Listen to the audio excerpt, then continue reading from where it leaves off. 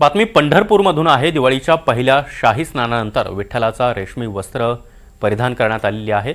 विठ्ठलाच्या पहाटेच्या नित्यपूजेमध्ये दररोज अभ्यंग स्नान पार पडतं। मात्र आज विठोबाला दिवाळीनिमित्त रेशमी वस्त्र परिधान करून पहाटे विधिवत पूजा पार पडली।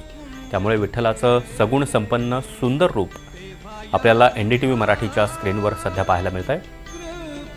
आणि या संदर्भात अधिक माहिती देण्यासाठी आमचे प्रतिनिधी संकेत कुलकर्णी सध्या आपल्यासोबत आहेत। संकेत, आज पहिलं अभ्यंग स्नान कशा प्रकारे नित्योपचार पूजा पार पडते आहे आणि विठ्ठलाचं हे विलोभनीय आणि तितकंच लोभस दृश्य आपल्याला पाहायला मिळतंय।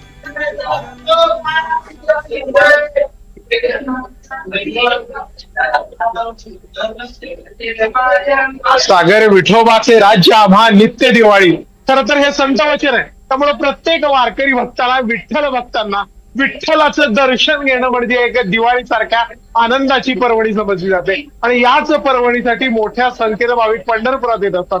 दिवाळी निमित्त आज पहाटे 4 वाजता जी विठ्ठलाची रोजची नित्यपूजा असते त्यामध्ये अभ्यंग स्नान घातलं जातं। खरं तर विठ्ठलाचं दररोज अभ्यंग स्नानाने विठ्ठलाचे राजोपचार पूर्ण केले जातात। आज दिवाळी निमित्तही अभ्यंग स्नानानंतर विठ्ठलास रेशमी वस्त्रे परिधान करण्यात आलेली आहेत। त्यामुळे विठ्ठलाचं जे रूप आहे सुंदर ते ध्यान उभे विटेवरी कर कटावरी ठेवून या अशाच पद्धतीचं सगुण सुंदर जे रूप आहे ते भक्तांना आज अनुभवायला मिळतंय। आपण खरं तर या लाईव्ह आणि थेट दृश्यांमध्ये पाहू शकतोय की विठ्ठलाच्या दर्शनासाठी मोठ्या संख्येनं भक्तांची पंढरपूरमध्ये गर्दी झालेली आहे। प्रत्येक येणाऱ्या भक्ताला आज विठ्ठलाचं दर्शन हवंय आणि हेच विठ्ठलाचं दर्शन जे आहे ते विठ्ठलाचं दर्शन घेऊन प्रत्येक भाविक हा आनंदी होताना दिसतोय।